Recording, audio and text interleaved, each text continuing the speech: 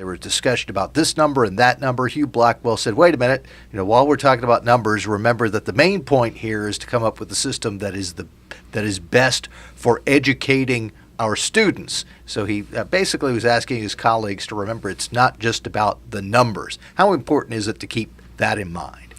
It's extremely important, and it's the one point that many people forget about, is that this money is actually used for something, and we want to use it in the most productive way possible, get the most bang for our buck. And so when we think about the way that money is distributed, we need to think about issues like teacher quality and class size and administrator quality and all the things that money pays for that will increase student achievement. So I think he's right on target here.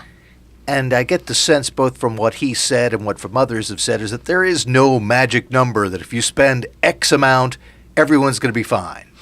Yeah, that's right. And this is an important point to remember, is that there isn't a specific dollar amount that they're going to be targeting and looking at making sure that every student meets a certain targeted dollar amount. All student needs are different. There are some students that will require extra services, and of course that will require extra money. So I think it's important to note that when we look at any type of funding system, that we have one that makes sure that it meets the needs of individual students.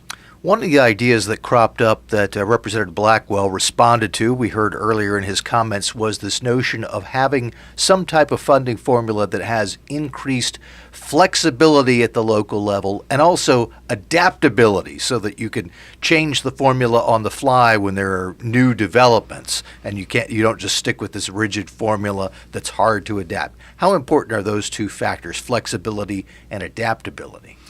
Well, I think they're very important. It's worth mentioning that it's really the school systems that know the students. The parents in the school systems that are closest to students know them best, and they're able to meet their needs with that knowledge. Right now, we have some flexibility available to our school systems, but probably not as much flexibility as they would like. And the legislators are really looking at how the money is given to school districts at this point, and looking for ways to maybe school districts would have some flexibility for the money that they receive from the state.